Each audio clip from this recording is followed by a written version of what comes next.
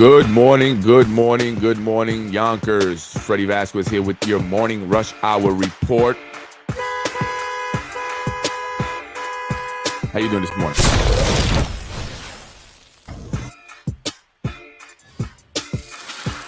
Good morning, I am Freddy Vazquez. This is your morning rush hour report.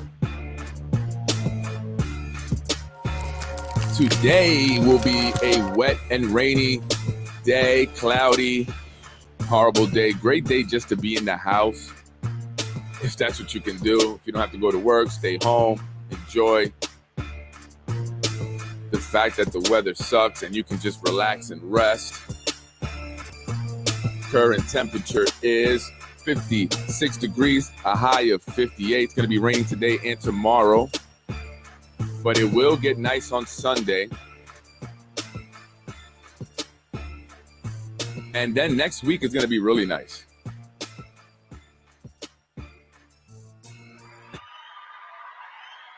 Good morning, good morning. I'm sure many of you have work this morning. I just wanted to come on early to discuss a couple things and remind you that today is Friday.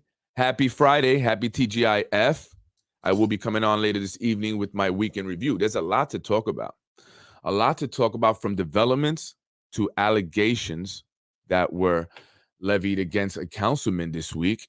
I mentioned it on my podcast yesterday. Check it out if you didn't see the podcast. I talked about political corruption, allegations that were levied against Councilman John Rubo of the 4th District by a resident who accused the councilman of bribing her. And so check that out. That was last night's podcast. I will talk a little bit about it again tonight, but I do want to talk about something that I just was sent. Guess who's back at it? Breen Means Business.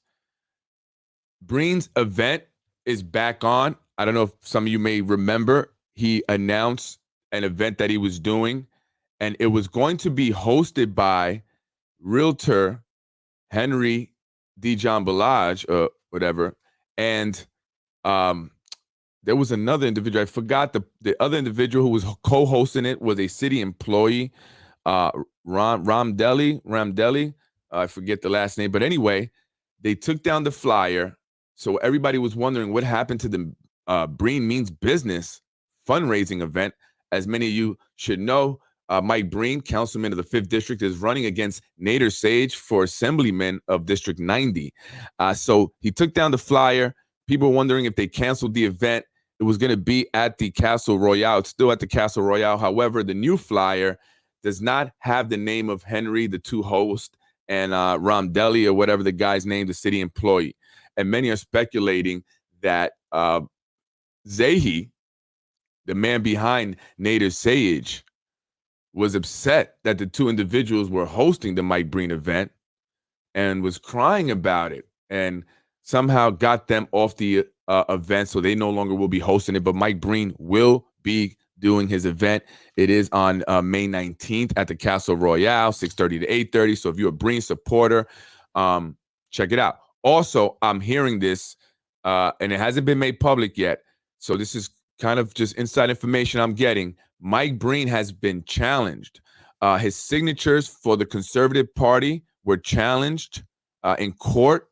It has not been made public yet, but it appears that Mr. Zahi Jarris, the man behind Nader Sage, and the incumbent who Mike Breen is challenging, is trying hard to make sure his guy wins. He doesn't want Mike Breen to win. Mike Breen, from what many are saying, is probably the best opponent that Nader Sage has gone up against since his time in politics. So this is scaring Nader Sage. It's scaring his puppet master, Zahi Jarris, and they're trying very hard. And I've mentioned this in podcasts before, right? Challenging signatures. And let me just take a step back. When you want to run for office, you have to gather a certain amount of signatures. So Mike Breen got a certain amount of signatures so he can get the Conservative Party line. So he's a Republican and on the Conservative ticket. However, he was challenged. His signatures were challenged in court. They were saying that the signatures for the Conservative line were no good, and they're just trying to take away that party that ticket from Mike Breen because it only strengthened him. If he has both the Republican and the conservative party behind him, it makes him that much stronger. So they challenged those signatures to get him off that party line. However, I hear he failed. I hear that Mike Breen will still remain on the conservative ticket. So it was a big failure for Zahi, and he's scared because his power comes from winning elections, right? Especially when he got someone like Majority Leader Tasha Diaz elected, someone no one would ever thought would have been elected in a million years. But she was. And it was Zahi Jeris, the two-time convicted felon, who was behind her, who still is behind her, who is the reason why she did an about face, in my opinion, on the affordable housing. So look at her here. Beautiful, isn't it? She's digging the ceremonial shovels into the ceremonial dirt there with the mayor for a new development going up by a group called Extell. The project, a $500 million project, will consist of 7 buildings and 1,100 units. The city council majority leader said in her speech that these were the kind of developments that she's always dreamed of. Well, she killed the housing ordinance, so that means that many people who require affordable housing will not be able to have an opportunity to get one of the apartments with all those great amenities that she spoke about in her speech, with beautiful views of the Hudson, because she assured that that would not be the case by killing the housing ordinance for her buddies, the developers there. And that is why she is there now with the ceremonial shovel. Well, I want you to look at this picture. Take a good look at this picture. What do you notice? Look at the 2 women. To the right is Jamie McGill. She is the executive director of the Yonkers Industrial Development Agency. And again, as you already know, this is Majority Leader Tasha Diaz.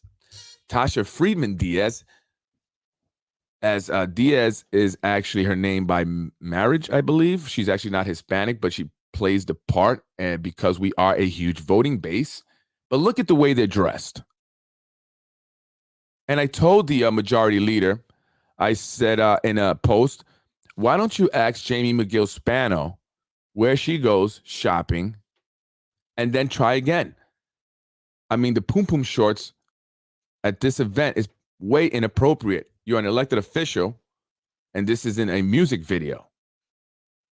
I mean, as a Hispanic, as a Latino, I'm a bit embarrassed, and I just want to share a disclaimer for all the ignorant racists. Not all women of color dress like this. My wife doesn't, never has. My wife's not into the poom-poom shorts, especially at an event like this, where she's going to be next to the mayor, Ken Jenkins, and the developer here. This is the owner, and this is his son-in-law, who said a bunch of nice things about him in his speech, and he rolled his eyes. The father-in-law was like, all right, stop trying to suck up to me. You already got my daughter. But yeah, so they're going to be developing there along the Hudson there. That is, according to the developer, the last remaining piece of property that has yet to been developed along the Hudson. However, there's still the JFK Marina. And I want to talk about that really quick, because will the JFK Marina go private? Will it be sold to the developers and now no longer allowing access to the public? That is the last public space we have along the Hudson River here in the city of Yonkers. I do want to share this news really quick report by News 12. If I can get tonight, a groundbreaking today in the city of Yonkers on the biggest development that Westchester County has ever seen. News 12's Emily Young is in Yonkers with that story. $1 million view? More like a $500 million view. That's the amount of money that Extell Development is pouring into the last remaining piece of undeveloped waterfront property in Yonkers to turn it into Hudson Piers. Hudson Piers will be one of the most transformative developments that this city has seen. So it's a crowning jewel of this unprecedented development along our seashore. 7 buildings and about 1,400 luxury apartments. 10% of those apartments earmarked for affordable housing. And while Hudson Piers will create an unbroken 1.5 mile of riverfront esplanade, plans don't end there. It's connecting our Riverwalk from the Southport, so we can go from the Sugar House, and eventually we're going to go from the Bronx border Look at that right guy up there. to the Putnam border, where everyone can understand the beauty of the Hudson River. Yonkers residents thrilled about the opportunity Hudson Piers can bring to the city. Listen, it's majority leader. Developments such as these that I've dreamt of. And I say that because all of the amenities that this project is going to bring to Yonkers, it's going to bring playrooms, it's going to bring teen rooms, it's going to bring pools and parking. These are all the amenities that is needed in Yonkers to continue the revitalization of Yonkers. As well as the residents. It's going to create dozens of jobs. So they talk about it creating dozens of jobs. We've heard about that plenty of times before. Our union guys and local laborers are not getting these jobs. The jobs that are being retained are very minimal. Much of the contractors will be coming from out of the county, out of the state even. Some are coming as far as Jersey, up from Rochester. To see the majority leader there talking what? She says this is great for the city. It's going to bring a lot of amenities like teen rooms and youth rooms and pools and parking, things that are much needed here in the city of Yonkers. Really? We need developers to bring in teen rooms, pools, and parking? That's what the city of Yonkers needs? I beg to differ. I can bring you a large crowd of residents here in the city that will tell you what we need is our schools to be improved. What we need is for crime to be reduced, because the communities, the areas that are seeing an uptick in crime are not where these developments are taking place, right? And she's not focused about that area. She's not focused on the tree streets where officers and residents alike get shot. 6-year-olds are shot randomly during the day. She's not considering that. She killed the housing ordinance. Everything she's ever done has been for the developers. All of them. I told you this many times. And here we go again. She bought out her best poom-poom shorts, her Mary J. Blige sunglasses to stand there and embarrass Hispanics. That's not how you dress. Bunch of Jewish people there, white folks there, and you with your poom-poom shorts. Good thing I was there representing Hispanics as well in a much more sophisticated manner. Jeez, unbelievable. And then the owner there, or Ken Jenkins, I should say, the Westchester County Deputy Clerk, is that what he was? He's talking about the 1.5 miles that they're going to work on, starting from that point of the Sugar House. So that's going to go up past the JFK Marina. Folks, that means that the JFK Marina is going private. And Tasha Diaz is excited about it because those are her dream developments, as she dreamt in her low-income and affordable apartment that she lived in, and she still lives in, while looking like a star. She called this project and this whole development going on here in the downtown area the Hollywood of the Hudson, Hollywood on the Hudson. Well, why don't you look up when you have some time about the Hollywood in the South in Pinewood, Georgia. See how that turned out for the folks who lived there. Yeah, go check it out. And that's what's going to happen here. 7 buildings, 1,400 units, they're saying, and it's going to go all the way up to Putnam County. They're going to create a walkway, right, that's going to go from, eventually it's going to start at Battery Park in Manhattan, all the way up to Putnam County. So it's going to connect, right, continually, just long pathway connecting. So we're going to have people coming up and down this pathway, coming through Yonkers, right? We don't know what kind of people are going to be jogging along this path. Are we going to have psychopaths and murderers and people robbing other folks at night while they're jogging, coming in from other places and then running back out along this path? And again, what about the JFK Marina? How is that going to be impacted when they build this connecting pathway all the way to Putnam County? And that's my biggest concern, is that privatization of the JFK Marina, and none of our council members who represent each district give a crap about that. They don't. They haven't done anything, again, for the constituents. Everything that they've ever done has been for the rich, very rich developers, many who are Jewish, right? And I'm not trying to make this about race, but let's make it about race and religion, because that's what we always do here in America anyway, right? So let's make it about it, right? Because I'm a Hispanic, and Latinos, we are going to be 50% of the population here in the city of Yonkers. But what it looks like they're doing is trying to kick us out by bringing in these developments that many of us will not be able to afford, by bringing in this Lionsgate that's going to bring in movie studio people who are not from Yonkers. Many of the people who are going to be moving into Yonkers, or I should say into these developments, are not going to be from Yonkers. It's going to change the demographic. It's going to change the dynamics of the city, folks. We have to, think about that. And I believe that many of the people that are going to be moving in, I'm starting to see it, it's going to be a large Jewish community. It's a lot of Jewish people moving in now from Brooklyn, from Manhattan. A lot of the developers are Jewish. And what about us Latinos? What about us blacks? Italians too, Irish. It's going to change. You see, it's going to change. It's going to be a big Jewish population. Remember, I said that. 10, 15 years from now, remember I said that. Remember I said that. So again, my only concern, and I guess I was on the news yesterday, a few people told me they saw me. I don't know which channel it was. I did speak to some reporters. I don't remember again what channel they were, but I did speak about my concerns. The concerns were for the people that are from Yonkers, that have gone through all the crap, that have been lied to for the decades, have been promised all these wonderful things. And then when they start actually doing some changes in development, when things start moving, we come to find out that it's not for us. It's not for us. It's not for us. It's not for us, Yonkers. It doesn't matter if you're Italian, if you're Hispanic, if you're Black, Irish, if you're from Yonkers, long-term resident is not for you. And those of you folks on the east side, you think that your community is not going to change. I guarantee it. I guarantee it. Wilson Kimball there, Wilson Kimball from the Municipal Housing Authority was there. And I bring her up because she was famously of the whole, Battery Park Authority organization scandal with her husband, Jim Kavanaugh, who could not attend yesterday's groundbreaking ceremony because he was in Rhode Island, possibly checking up on the home that they have there. As I said, many city officials have multiple homes, 2, 3, and 4 homes, many of them in Florida. Some of them I hear are in Long Island, over there in the Gold Coast. Hamptons. Yeah, that's right, folks, because they make a lot of money.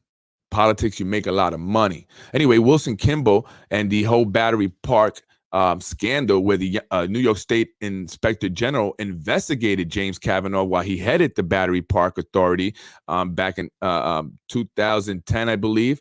And Wilson Kimball was his side piece. She worked there at the time. He was married and she was his side piece. Eventually, they got together and they came to Yonkers. But this is how far back it goes. So again, going back to the walkway that's going to go from, along Yonkers here all the way to Putnam County, eventually it's going to start at Battery Park. What a coinky dink. By the way, Jimmy Kavanaugh, what was that check you wrote to the Yonkers Puerto Rican Day Parade organization back then? Because the New York State Inspector General found that donation to be suspicious. Carmen Gomez Goldberg. What was that money about? What did you guys do with that money? I'm coming for you. All of you. I'm going to expose you because you guys are not doing anything for the Hispanics. You're allowing the Hispanics to get crapped on. But it doesn't matter as long as you guys are good. Correct? Because they spoke about the Charter School of Excellence at this development thing. I've heard the whispers also from people talking. I'll leave it at that.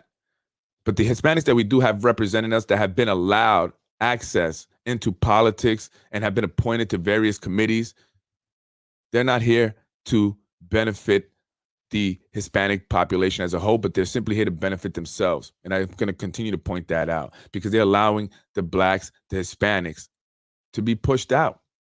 And it's majority black council. Think about that, my Latinos and blacks. Think about that. And again, this is not just about Latinos and blacks, but the Italians and the Irish of Yonkers that have been here, that are deep rooted here in the city of Yonkers. You guys are going to eventually feel the effects if you're not already as well. I'm sure you guys are getting fed up with the crowded, the overcrowding and the increase in crime that's actually impacting many areas of the city. Areas that you wouldn't see shootings, like District 6, where an individual got shot in the chest early this year. And then they're bringing in organizations like Rising Ground into the St. Anne's School, changing the community there. Whether, you support it or not, it's going to be an impact that's going to, it's going to create some change there. And these are more of the things that are going to be happening. And maybe it's a good idea for you guys over there in District 6 to fight the Rising Ground organization, because from what I hear from former employees, people of color, and I have to put that out there, who work there, that place is dangerous. Students attack staff members. Staff members pay students to attack other staff members. They say the students run the place. They literally called it, and I quote, a zoo. So maybe that's something you guys should continue to fight and keep up out of your district, because I'm with you guys 1,000%. And not because I'm a racist, because look at my skin color. I'm a Latino who grew up poor. I was born in a jail. And then I grew up on welfare in Buena Vista with grandparents who didn't speak English very well. Right? So I struggled a lot. My father was on drugs all his life. All right. I raised my sister. We were 9 years apart. So don't give me the crap. I don't want to hear about racism crap. I've been through the struggles, and I will continue to talk about it, because who else can better talk about it than someone who's been through hell and back? And I'm here to support those who are now going through hell and are not getting support from those who are elected to help them. Shame on you. Shame on you, colored women up in the council, for doing nothing for the people of color. Those that are in need, people who are in poverty, our school districts, where many of our Latinos and Blacks, Hispanics and Black children attend because they can't afford private school, like some of you council members and some of you other elected officials. That's why you don't care about the schools. Many of you send your kids to private schools. Not all. But some of you do. A lot of you do. You know, but not caring about the schools, not caring about the fact that they're going to take away the JFK Marina from us. You don't care about any of that stuff. And I'm going to call you guys out on it. Check this out. Look at this beautiful girl. This is what they like to do. This is what they're all about. For them, politics is a show. They want to be famous. Look at this. Look at this. They're like, how you doing, Mayor? Mayor looks sharp as always. Very Shacko, Judge. Tommy Meyer, head of DPW, chairman of the Democrat Party here, doing a lousy job because he allows a convicted felon to operate within the Democratic Party. So all you Democrats, attention all Democrats, this is the head of the Democratic Party. He allows a convicted felon, Zahi Jerris, who was convicted of political corruption, to operate within the Democratic Party with impunity. And he does some of the nastiest things. And he screws it up for us because he works to get individuals out like Mike Cater out of politics, people that truly care about the people. Nader Sayegh, he's running for assembly re-election. Mike Breen is going to be challenging him, and I hear that he's scared. Another guy that has done nothing for the city but touts that he does so much. He's the one that flip-flopped on the religious exemption for all vaccines. And it's sad because those who oppose abortion have to take a vaccine now that includes fetal tissue. That's right. COVID vaccines are made with aborted fetal tissue, 1,000%. And if you can prove me wrong, I'll give you $100. How about that? And I always say that because people always talk about fake news. There goes Mr. Hector Lopez. Hector Lopezito. Hector Lopez is the head of the Westchester Hispanics and law enforcement. His sister's Lorraine Lopez, who he was going to honor or has honored. The Hispanic law enforcement of Westchester are honoring a convicted criminal. Why? Why would you honor somebody that stole from kids and homeless? It's very well known. I'm not saying anything that isn't known, that isn't talked about, that isn't constantly repeated to me. That's Majority Leader's aide here in the middle, Mr. Hawaii shirt. He's a very lively fellow, and again, they're the judge. And this is Lorraine Lopez. This is the sister of Mr. Officer Lopez here, who he's honoring her. This is a woman that thought it was a good idea to steal from the homeless and children's Toys for Tots. And this is the individual that people say is a Hispanic community leader. Get the hell out of here. That's who, again, why do we have to get represented that way? You don't see the Jewish people getting represented that way. You don't see any other white groups getting represented that way. Why do we have to have a leader that's a convicted criminal that stole from kids and the homeless? Why do we have to have a majority leader that wears pum-pum shorts to groundbreaking ceremonies? Why is that the individuals that represent us, people of color? We don't want that. We want individuals that are sophisticated, that wear suits, that don't have criminal records. that have some intelligence, that understand what the hell's going on, that know what they're talking about, and are not being puppets. That's who I want representing us. Goes to city council president. It's a great time. Should have crashed it. Like the Lopez again. Yeah, they're all involved. This is a cycle. This is a circle, I should say. Friends. This is the recyclables. The recyclables. I mean, we're talking about decades and decades being in politics here in the city of Yonkers and doing absolutely nothing for the Latinos and for the blacks. And you know, you white folks, Irish and Italians, I love you guys. I do. But I need you guys to understand we are on the same team here. We are on the same team here. There are a group of individuals that are going to screw all of us. So we must not be divided. We must stand together and start to speak out together. That is the only way it's going to happen. Thank you. Nader Sage supports Bill A6616, which wants to teach sex education to kindergarten age 5 to yes, I've been hearing about this, including gender ideology and transgender ideology. I've been hearing about this, and I'm wholeheartedly against it. And I'm going to tell you why. Children should not be in kindergarten speaking about anything sexual, whether it's between a man and a woman, a man and a man, and a woman, or whatever. It's too much. We need to keep our kids pure and innocent for as long as possible. And you want to talk to them about, transgender, that's going to confuse them. That's going to confuse these kids. And guess what? They're going to grow up totally different than we did. And it's not about accepting it. It's not, because look, I accept people's lifestyle choices. What I don't accept is people forcing their lifestyle choices down everyone else's throat. That's not okay. That's not okay. And where do we draw the line? My daughter came to me and said, my friend is Pan. That's what she says to me. My friend is Pan. I said, Pan what? Pandemic? Pan Am? Pamela Anderson? What that her name? What's Pan? What does that mean? My daughter is 10 years old. She's asking me about Pan. I don't even know what the hell it is. How am I supposed to talk to my daughter about Pan, her friend, who's in 4th grade, I think. I forget my grade. 5th grade, I think my daughter, right? Is talking to her about Pan. These are what the conversations our kids are now having. I was playing with Ninja Turtles at that age. That's what I was doing. I was playing with G.I. Joes. I was playing with Matchbox cars and Hot Wheels cars. I wasn't going around talking to my dad about, Pan and binary and all this other stuff. God makes no mistakes. I'm a very spiritual person. I'm a very spiritual person.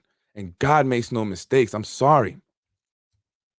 And we need to really look at why is it that individuals feel this way. I mean, you feel like you're Pan. What does that mean? And then now they're going to force it in our children in the schools. I just think it's crazy. I just don't agree with it. Teach them financial literacy. Teach them how to manage their money. Teach them how to say no to drugs. Teach them how to bake, god dang it, because women nowadays don't know how to bake. Just kidding. And we need to teach men how to change tires. I try to make it even, because I don't really change tires either. I don't do no. My wife says you're not like the regular men, because I don't fix things in the house. I don't know how to do these things. I'm sorry. I mean, I manage people who do it, but I don't do it, right? And my wife doesn't cook, so we even. But no, but jokes aside, they need to teach kids financial literacy, financial management, right? Entrepreneurship. There's so many other things that they could be teaching them, yet they want to shove this down the throat. And look, and I want to know why. Not to get sidetracked, I want to know why the pride parades are so, overly sexualized. If you are about supporting, a group of individuals like the LGBTQ community, why is it that there are women walking around and men walking around half naked? I mean, I don't understand that part. I don't get it. And if you want to take kids to this event to support the community, how can you take your children if you got women with the their breast out. And I've seen this, like, on, I've seen pictures and stuff, and I just don't understand that part, right? I don't know. The Puerto Rican Day Parade, we don't usually go half naked. Oh, there was that one incident at one time, but that was a one isolated incident. St. Patrick's Day Parade, I was there. I didn't see anyone, showing their booty and not like that. So I when I see that, it just, to me, it's like too much sex. It's over sexualizing our kids. Our kids are already overly sexualized. They're constantly being sent images of sex, violence. Then TikTok, that's a horrible thing. TikTok, I know parents that have had problems with their kids in TikTok. Young girls having these guys that are in their 20s, and I'm talking about 11-year-old girls. TikTok is dangerous, parents. Social media is dangerous for kids, parents. It's the devil. I'm sorry, it's the devil. So I just wanted to make that point. I'm glad that you brought it up. Yes, they are trying to ruin children's innocence. Shame on them. Absolutely. Thank you, Freddie, for speaking on this major issue, trying to sexualize our baby. You're very welcome. This is an issue I like to talk about these issues more. I just get concerned. I know people, it's very hot button issue. People are very, they're very firm on their belief, and I don't want to come across as somebody that is anti, anyone, whether you're gay, transgender, whether you're black, white, Jewish, whatever. I don't hate anyone. I don't dislike anyone. I think to each his own. Everyone has a right to be happy and live as they want to live. God bless you. God bless everyone.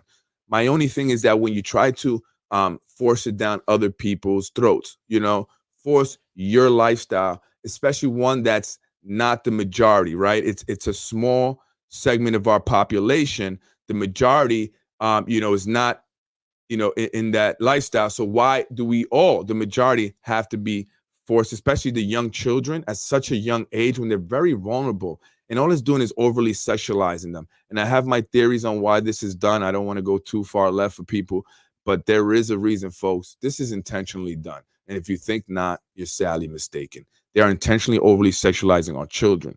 They are intentionally, desensitizing them to violence. That is why you see our kids younger and younger killing people. Look at Chicago. It's a hot mess.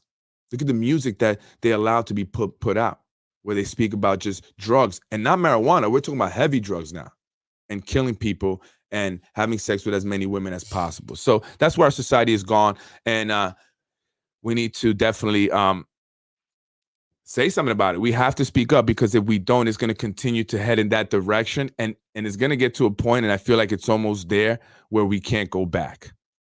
We can't go back. And it starts with our kids, and they know this. And that is why they're trying to get our kids.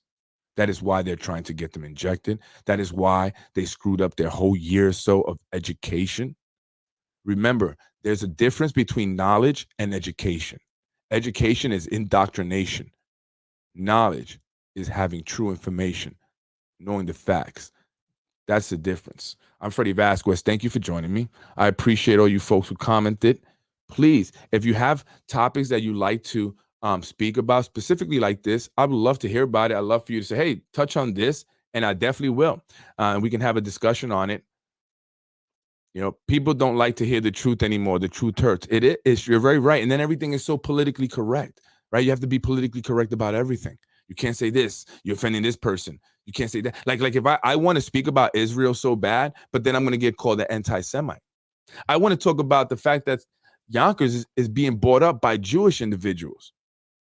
And that concerns me a bit, not because Jewish people are bad, but because it's going to change the makeup of this city. And I've done business, somewhat business with Jewish individuals, and they're very frank. They tell you a lot of Jewish people don't do business with non-Jewish individuals. They just don't. And Jewish people are very well taken care of. They're a small group of this country, a small population, but they have done the best. I mean, you ever go into a McDonald's and see someone at the register with a yarmulke on? You ever see a guy mopping the floor with a yarmulke on? Think about that. Social media doesn't promote positivity nowadays. It's all negative, and these young kids see this and think it's okay, and it's not. Promote more events for these kids based on education or job opportunities, not drugs, sex, and violence. I agree 1,000%. if you look at a lot of the videos on social media, see these fight videos, people beating each other up, and or something having to do with sex, and and then you have our celebrities that are role models, unfortunately, for our kids. And folks, many of celebrities, and you just look up the history of some of them, look up their background. A lot of celebrities are traumatized individuals, people that have gone through trauma and are now acting out their trauma on TV for millions and millions of people to see. And then people think that that's normal behavior, and then they try to imitate that behavior. It's like when I walked into a McDonald's one time and I saw this girl with the Rihanna hairdo. It was like shaved on one side, it was all high, and it was red. And then she said, "Can I take your order?"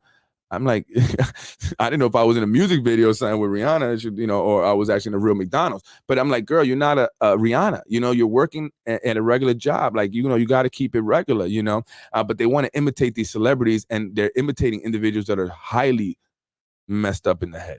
It's just a fact. It's just a fact. Anyway, thank you, folks, for joining me. I'm Freddy Vazquez. Did I leave anything out? No, I think that was it. But again, I want you guys to focus on the JFK Marina. I want you also to focus on who our elected officials are, the council members. Doesn't matter if they are people of color. Are they representing the people of color the right way? And to the Irish and Italian and Polish and other non-Latino, Black, brethren, family, fellow members of the community here in Yonkers, we must remain together, because these changes are going to impact us all, right? And only together we can make Yonkers better, not outside developers, not corrupt elected officials. And Liam McLaughlin, people are talking about the allegations that were made against Council Member John Rubo. It is your job to investigate that allegation, because it is, without a doubt, in my opinion, very real. So you need to do your job, because it's coming from the horse's mouth. This is not rumors. This is not any windows. Liam, I'm watching you. My daughter does this. Keep my eye on you. Anyway, Freddy Vazquez, folks. See me around today, CGI Friday. So join me tonight for the weekend review, and I'm going to go into some of this stuff a little bit more and talk about other things. I appreciate your time. Thank you for joining me. And please share the podcast. Share. Let them know there's this guy named Freddy Vazquez out there that's really trying to unite us and make Yonkers better for the regular folk, not the rich folk. Peace out.